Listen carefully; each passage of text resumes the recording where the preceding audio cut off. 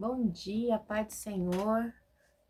Hoje é dia 22 de setembro de 2024. Quem vos fala aqui é a missionária Nadir Albano. Estamos começando mais um momento de João 3,30. Que ele cresça, que eu diminua. Hoje é um domingo, né? Como de costume, vamos estar orando e logo em seguida vamos estar passando para a palavra do Senhor. Amém? Deus, meu Pai, em nome de Jesus, na tua presença santa, pedindo perdão pelas minhas falhas e pelos meus pecados que são em número, Pai. Eu apresento o lar, a família, o ministério, o chamado, sem confiar da minha pessoa. Apresento também, Pai, a vida daquele irmão, daquela irmã que vai estar do outro lado ouvindo a ministração dessa palavra, que só possa estar indo de encontro, guardando, livrando, libertando, cortando um laço, quebrando o arco, da balaçura, vida e comanai, desfazendo toda a obra das trevas. Se tiver alguém lutado, que o Senhor possa, Pai, estar consolando nesta hora com teu Espírito Santo. Se tiver alguém desempregado, que o Senhor possa abrir a porta para esse pai de família que está desempregado, que não tem o que comer. Deus, visita essa família também, Pai, que a sua filha, o seu filho sair e não voltar, o Senhor Deus, visita, Pai, essa criança, esse jovem, esse adolescente, esse idoso, essa mulher que está sumida, Aramanda Suda e Comanai, meu Deus, o desaparecimento é algo tão ruim, duvidoso, Naramanda, ajuda, Pai, esta família, visita, Pai, aquele pai de família que saiu para procurar emprego e está voltando sem resposta, oh, Pai, envia providência, abre a porta, Naramanda Suda e Comanai, que é duro, Pai, precisar trazer o alimento para sua mesa, pagar as contas e não ter com o que fazer. Honra esse pai de família. Eu apresento meu esposo junto também, Pai. Abre as portas para o Renato, Pai. Prepara, Pai, uma porta de escape, uma porta de emprego para ele trazer o alimento para nossa mesa. É o que eu te peço em nome do Pai, do Filho e do Espírito Santo de Deus. Amém? Bem, igreja, a gente vai estar meditando hoje em Lucas 17, que a gente está na... Lucas 17, não, Lucas 16, que a gente está numa maratona de Lucas, tá bom? E a gente vai estar meditando nela, tá? Lucas 16 é a palavra de hoje. Diz assim, a parábola do administrador astuto, tá? Vai estar falando sobre essa parábola. São duas parábolas no Lucas 16. A parábola do administrador astuto e a parábola de o rico e Lázaro, tá? Vamos ver o que Deus tem para falar conosco neste domingo. Diz assim, Jesus disse aos seus discípulos, o administrador de um homem rico foi acusado de estar desperdiçando seus bens. Então ele o chamou e lhe perguntou, o que é isso que estou ouvindo a seu respeito? Preste conta da sua administração, porque você não pode continuar sendo administrador. Aí diz assim, o administrador disse a si mesmo, meu senhor está me despedindo, o que farei? Para cavar, não tenho força e tenho vergonha de mendigar. Já sei o que vou fazer, para que quando perder o meu emprego, aqui as pessoas me recebam em sua casa. Aí, então chamou cada um dos devedores do seu senhor e perguntou ao primeiro, quanto você deve ao seu senhor? 100 potes de azeite, respondeu ele. O administrador lhe disse, tome a sua conta, e sente-se depressa e escreva 50. A seguir, ele perguntou ao segundo, e você, quanto deve? 100 tonéis de trigo. Eita, Jesus. E ele lhe disse, tome a sua conta e escreva 80. O Senhor elogiou o administrador desonesto porque agiu astutamente, pois os filhos deste mundo são mais astutos no trato entre si do que os filhos da luz. Por isso eu lhe digo, usem a riqueza deste mundo ímpio para ganhar amigos. Olha, usem a riqueza deste mundo ímpio para ganhar amigos, de forma que quando ela acabar, estes os recebem nas moradas eternas. Quem é fiel ao pouco também é fiel no muito, e quem é desonesto no pouco também é desonesto no muito. Assim, se você não for indigno de confiança e lidar com a riqueza deste mundo ímpio, que quem desconfiará a verdadeira riqueza? Eita Deus, é forte. E se você não for indigno da confiança em relação ao que é dos outros, quem lhe dará o que é de vocês? Nenhum servo pode servir a dois senhores, pois odiará um e amará o outro, ou se dedicará a um e desprezará o outro. Meu Deus. Vocês não podem servir a Deus e ao dinheiro. Eita Deus. Os fariseus que amavam o dinheiro ouviam tudo isso e zombavam de Jesus. E lhes diziam, vocês são os que justificam a si mesmo aos olhos dos homens, mas Deus conhece o coração de vocês. Deus conhece o nosso coração. Aquilo que tem muito valor entre os homens é detestável aos olhos de Deus. Forte, meu Deus, meu Pai, em nome de Jesus. Essa é a palavra que o Senhor colocou no meu coração neste dia. Deus, fala comigo, Senhor, para mim falar com o teu povo, Senhor, que eu diminua, que o Senhor cresça, que eu não fale aquilo que eu quero, somente aquilo que tem para falar aos nossos corações, em nome do Pai, do Filho e do Espírito Santo de Deus. Amém. Que vai estar falando da palavra do administrador astuto. Astuto quer dizer esperto, tá? E diz assim, né, que esse administrador, né, Jesus e os seus discípulos, o administrador de um homem rico foi acusado de estar desperdiçando seus bens. Esse administrador, ele foi acusado, tá? De estar desperdiçando os bens do seu senhor. E aí, por quê? Porque ele é um mordomo, né? Ele cuidava das coisas do senhor, então ele não poderia desperdiçar. E aí diz que ele estava esbanjando as posses do seu senhor. A gente lembra assim do filho pródigo, tipo, não estava cuidando daquilo que era do seu pai, a herança, né? Então ele o chamou e lhe perguntou: o que é isso que estou ouvindo a seu respeito? Preste conta da sua administração, porque você não pode continuar sendo administrador. E aí o patrão dele diz a ele que ele tem que prestar conta, né? Porque ele não quer mais ele como administrador dos seus bens. E aí diz que o administrador disse assim mesmo: mas meu senhor está me despedindo? Que farei? Para cavar não tenho força e tenho vergonha de mendigar. Então, prova que ele já não era tão novo, tá? Porque ele não tinha força para cavar. Então, provavelmente, ele, não sei se ele era debilitado ou ele era doente, eu não sei. Mas ele não tinha força para trabalhar no trabalho pesado. Já sei o que vou fazer. Para que quando perder o meu emprego, aqui as pessoas me recebem em sua casa. Então, ou seja... Oi, meu amor. Pega lá no seu quarto, ou tá aí no sofá. Ou seja, o que ele faz? Ele tem uma ideia, tá? Ele diz assim: então, chamou cada um dos seus devedores do seu senhor e perguntou ao primeiro: quanto você deve ao seu senhor? 100 potes de azeite, respondeu ele, o administrador. Ele disse: tome sua conta, sente-se depressa e escreve 50. Então, o homem devia 50, 100, ele pediu para escrever 50. E a seguir ele perguntou ao segundo: e você quanto deve? 100 tonéis de trigo, respondeu ele. E lhe disse: tome a sua conta e escreva 80. Igreja, o que acontece? Eu não sei se esse administrador, ao ouvir que seu senhor ia mandar ele embora, se ele pegou e resolveu tirar os juros, tá?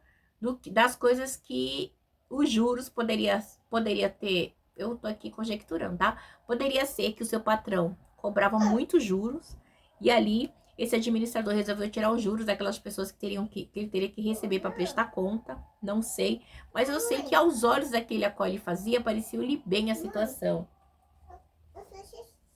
Tá bom, mamãe já troca, tá?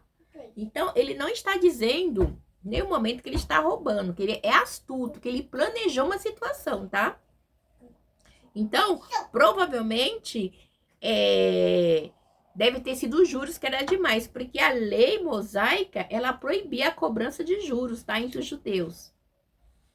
E provavelmente os juros deveria ser exorbitante e ele estava tirando os juros e deixando só o valor real, tá? Ou deixando uma cobrança essa, não sei, a Bíblia não dá embasamento, mas eu sei que ele estava preparando o seu futuro, tá bom? Porque já que ele ia ser mandado embora, ele não ia adquirir inimigos. Então a gente vê que, ó, trigo e azeite. O azeite representa a prosperidade, o trigo representa o alimento, tá?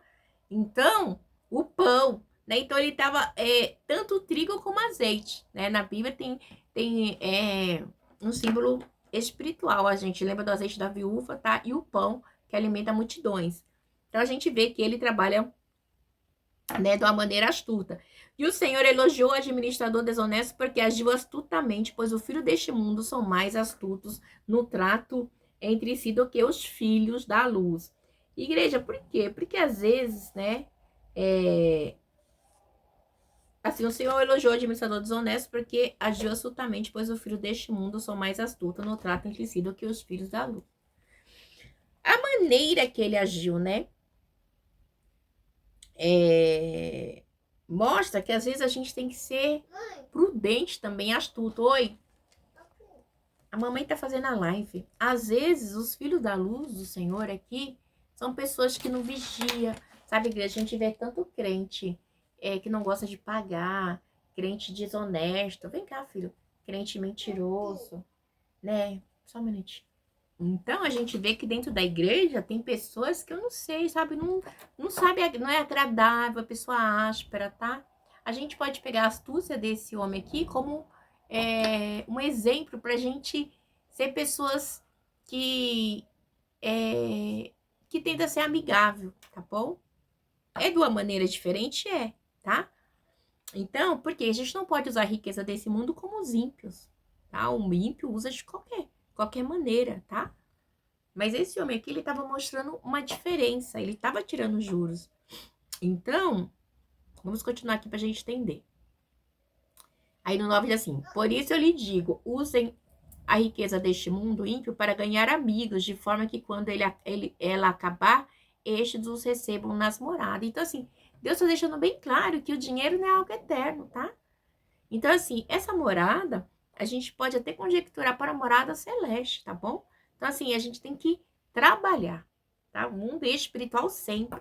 Lembrando que nós somos simplesmente forasteiros nessa terra. Quem é fiel ao pouco, também é fiel no muito. Deixa bem claro aqui, ó. Quem é fiel ao pouco, também é fiel no muito. E quem é desonesto no pouco, também é desonesto no muito.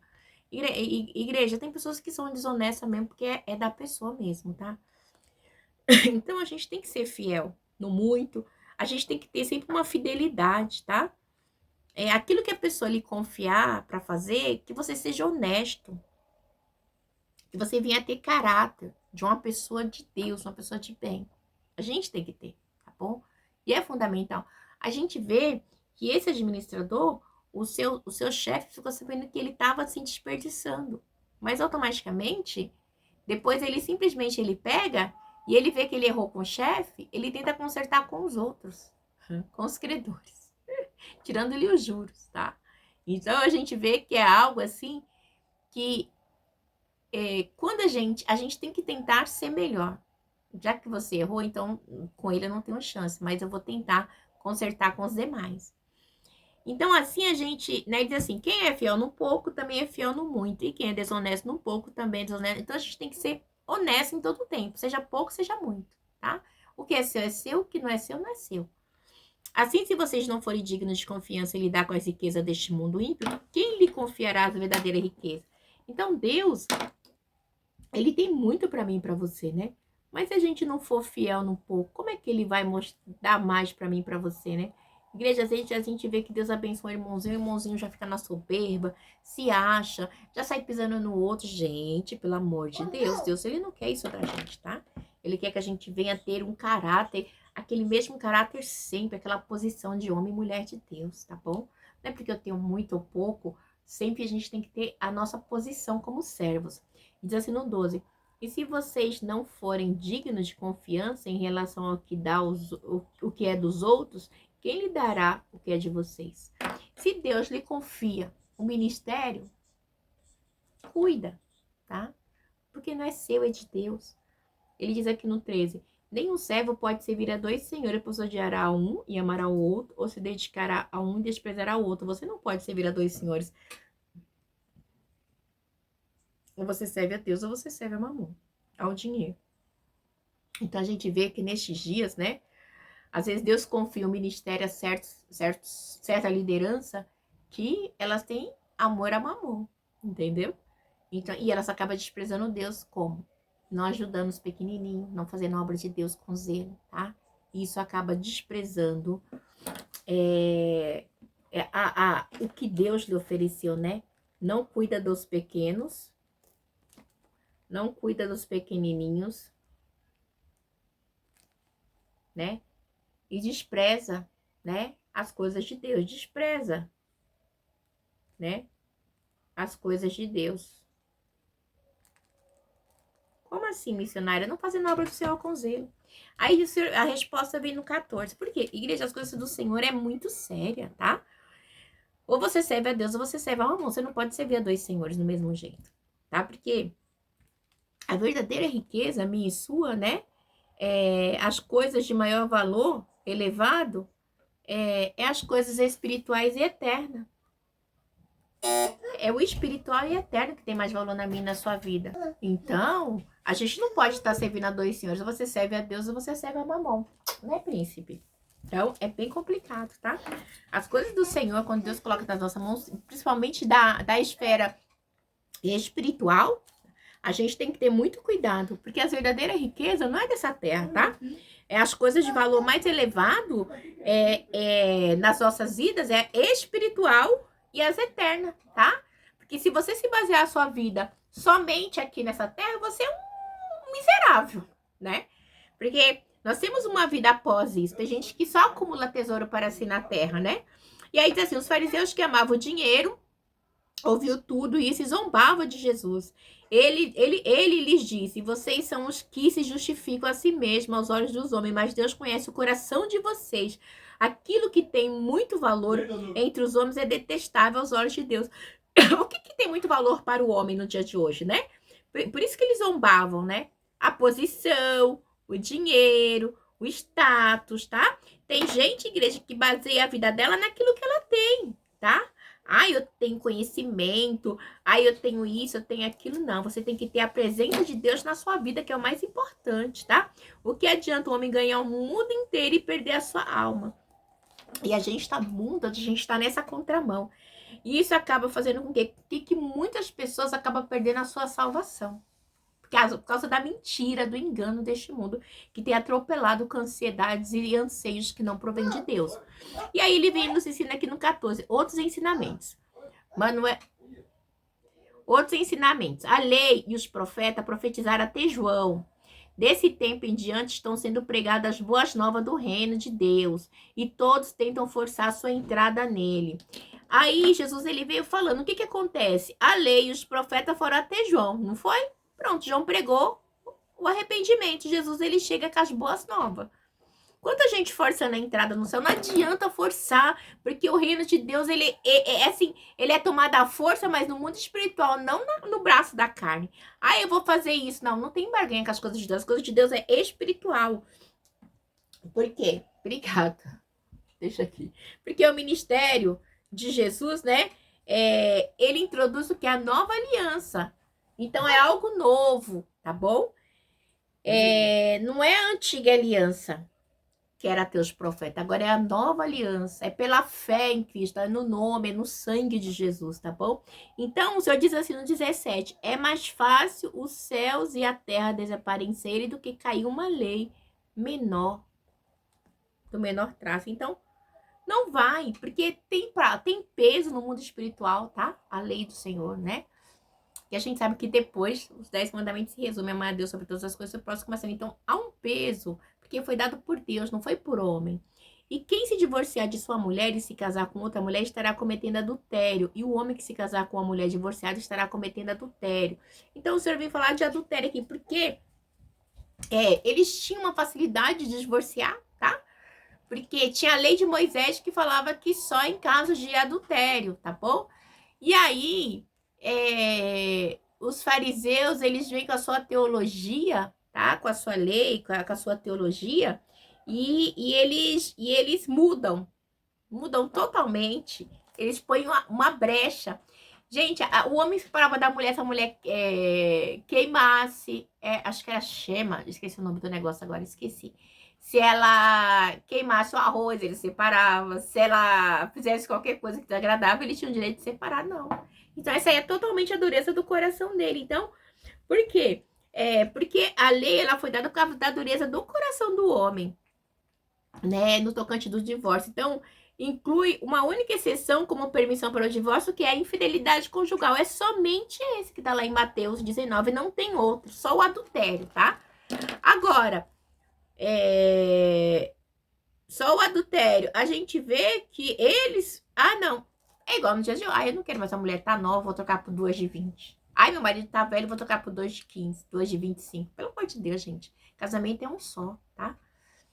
Ele termina, ele é insolúvel. Acho que ele termina somente com a morte de ambos e não adultério. A palavra deixa bem claro. Então a gente tem que ver isso, porque E eu queria uma ressalva também para os dias atuais, para o dia de hoje, tá?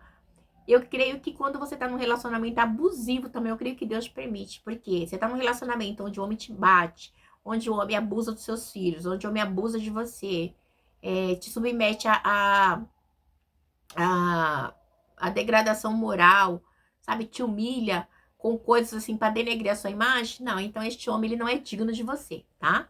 Se ele te agride, você vai, denuncia para a polícia e separa, pede abrigo. Apesar da igreja que é muito difícil quando você tá no relacionamento abusivo. Eu tô falando aqui, né? Mas a gente vê que relacionamento abusivo ele é terrível, tá? Ele vem tomando espaço, né? Vocês sabem, quem acompanha os outros vídeos, sabe pela misericórdia também, né? Pela misericórdia do Senhor também, eu sou psicóloga, e a gente vê que esses abusos físicos, né, acaba pegando a mulher na sensibilidade, tá? E muitas acham, ele me ama, e não sei o que, não, tá? É só um espaço para ele separar você da sua família para, né, para o seu algoz te submeter a coisas deploráveis. É terrível, igreja. Então, nessa situação, eu creio que Deus permite, porque o Senhor fala assim, ó, deixa o homem a sua mulher, deixa o homem a sua família e une-se a sua mulher e seja uma só carne. Então, se é só uma só carne, eu não vou me cortar. Então, se eu me cortar meu esposo, eu tenho que estar me cortando. Se eu machucar minha esposa, eu vou estar me machucando, porque é uma só carne. Se a pessoa não consegue entender isso, eu creio que Deus permite a separação. Porque a gente vê muito caso de feminicídio nos dias de hoje. Já tinha, mas nos dias de hoje, igreja, o diabo ele tem atuado muito, muito, muito mesmo, com essas mentes malignas que se acham que é dono da esposa, tá? Vamos lá, o rico e Lázaro. Havia um homem rico que se vestia. Tem um. Chama, acho que é O Divórcio. Esse filme ele é maravilhoso, tá? Fala de uma filha de um pastor, é tremendo. Não vou dar spoiler ainda, mas vocês assistem. Havia um homem rico que se vestia de púrpura e de linho fino e vivia no luxo. Meu Deus. Então a gente vai estar meditando agora o rico e Lázaro. 19, tá? 16, 19. Havia um homem rico que se vestia de púrpura e de linho fino e vivia no luxo todos os dias diante do seu portão. Fora deixado um mendigo chamado Lázaro, coberto de chagas. Este ansiava comer o que caía da mesa do rico, até os cães vinham lamber suas feridas. Chegou o dia em que o mendigo morreu e os anjos levaram para junto de Abraão. O rico também morreu e foi sepultado no Hades. Foi sepultado no Hades, onde estava sendo atormentado. Ele olhou para cima e viu Abraão de longe, com Lázaro ao seu lado. Então chamou: Pai Abraão, tem misericórdia de mim e manda que Lázaro molhe a ponta do dedo na água e refresque a minha língua, porque estou sofrendo muito neste fogo. Mas Abraão respondeu: Filho, lembre-se de que durante a sua vida você recebeu coisas boas, enquanto que Lázaro recebeu coisas más. Agora, porém, ele sendo consolado aqui e você está em sofrimento. Agora, porém, ele está sendo consolado aqui e você está em sofrimento. E além disso, entre vocês há um grande abismo, que é de forma que os que desejam passar do nosso lado para o seu, ou do seu para ou do seu lado para o nosso, não consegue.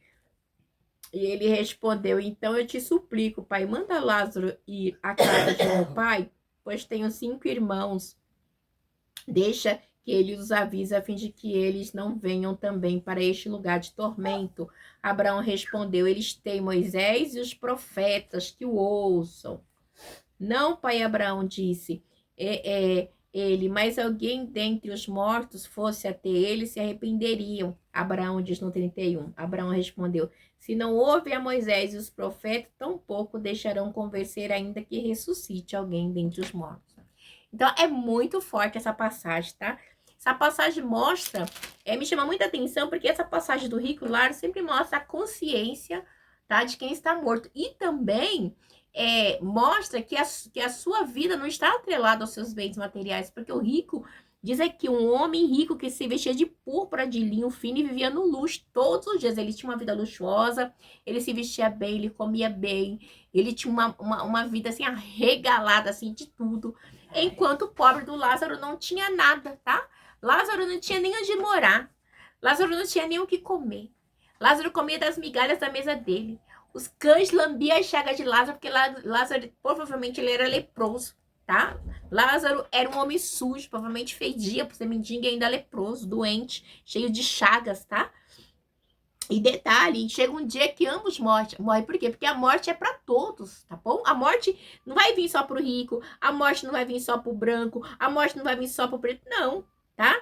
Então a gente vê que a morte veio pros dois. E me chama a atenção que nessa parábola, o único que tem nome é Lázaro. O rico não tem nome. Então mostra para Aramalasudecomanai que Deus ele conhece quem é os seus, tá bom? Então ele chama Lázaro pelo nome, o rico não tem nome. Então, aqueles que servem a Deus, você não pode ter riquezas e luxo, mas você tem um nome no céu, tá? O seu nome na Manda Sudecomaná está no céu. Lázaro. Lázaro tinha nome. Isso é muito importante, tá? E é um personagem cheio de chagas, é um homem enfermo, tá? Cheio de lepra, mas é um homem que tinha nome no céu. Ele não tinha nome na terra, mas ele era conhecido no céu. O rico provavelmente era conhecido por muitos, né? Sei lá, tipo, Joaquim. Nossa, Joaquim. Ai, Joaquim, onde você quer aquele vestido de púrpura? Você quer que eu faça aquele manto pra você, Joaquim? Ai, Joaquim tá vindo. Vamos pegar a melhor roupa pra Joaquim, porque Joaquim pode comprar, com certeza. E Lázaro? Ora, laxiribidecomanai. Não tinha nada. Só que quando ambos morrem, tá? O que acontece? Chegou o dia que o mendigo morreu e os anjos levaram ele para junto de Abraão. O rico também morreu e foi sepultado. Então, o rico tinha sepultamento e Lázaro nenhum lugar para enterrar não tinha. Mas quem acolheu Lázaro? Os anjos, tá? Lázaro não tinha ninguém para acolher aqui na terra. O rico tinha como comprar um sepulcro para colocar o seu corpo ser colocado dentro, porque até isso tem diferença. Hoje a gente vê aqui, né, em São Paulo, a gente vai no cemitério e tem a diferença daqueles que têm dinheiro, aí tem aquele jazigo todo chique, bonito, de mármore, e o pobre lá não tem nada. Mas o momento não é aqui, é depois, igreja. É muito sério. Tem gente que se baseia a sua vida na terra, mas a sua vida começa após a morte e depois da morte. O que acontecerá? É muito sério, tá? E aí, quem vai te acolher é os anjos ou você vai pro Hades, tá bom? Diz assim, aí diz assim, o rico também morreu e foi sepultado. No Hades, onde estava sendo atormentado, ele olhou para cima, então já vai pro Hades ser atormentado. Deixa bem claro da consciência. No Hades, atormento, tá bom? No Hades, para ser atormentado. Então, a gente vê, tá? O lugar de tormento. Então, é muito sério. É muito sério isso. Era na Suribidecomanai, né? Então, a gente vê o que acontece. E diz assim, ele olhou para cima e vê Lázaro. Só que ele viu Abraão de longe, com Lázaro ao seu lado. Então chamou o pai Abraão, tem misericórdia de mim e manda que Lázaro molhe a ponta do dedo na água e refresque a minha língua, porque estou sofrendo muito neste fogo. Então deixa bem claro o sofrimento eterno após a morte daqueles que não servem a Deus. É um sofrimento eterno, tá bom? É muito sério, igreja. Então, olha, para ele querer que Lázaro, que era cheio de chagas, tá? Leproso, sujo, fedido, molhar o dedo na ponta d'água e botar na boca dele, que era rico, nojento, frescurento. Agora você imagina a situação, tá? Olha só, a descrição que ele dá. Estou sofrendo muito neste fogo. Era da Sudecomanai, né? Então a igreja é muito sério, não perca a sua salvação. Mas Abraão respondeu, filho, lembre-se que durante a sua vida você recebeu coisas boas, enquanto que Lázaro recebeu coisas más. Agora, por ele estar sendo consolado aqui, você está em sofrimento. Olha o contraste.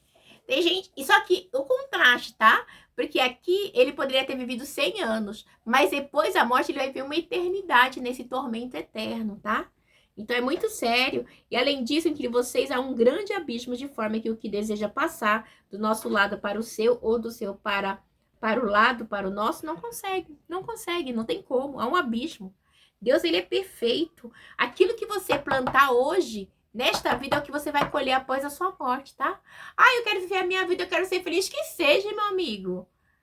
Mas também as suas escolhas vai determinar o seu futuro após a morte. Ai, morreu, acabou não, morreu, acabou não. Morreu, só começa o julgamento, tá? Só começa.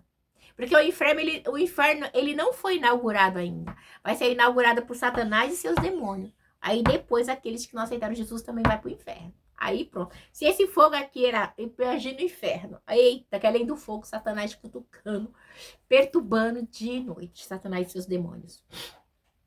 E aí, e ele respondeu, né? Então eu te suplico, pai, manda Lázaro ir à casa de meu pai. Ele fez vários pedidos, ó. Pediu para Lázaro molhar a água, foram 3 pedidos. Depois pediu para ir do outro lado. Aí ele fala assim: não, não tem espaço. Depois ele pede para ir, né?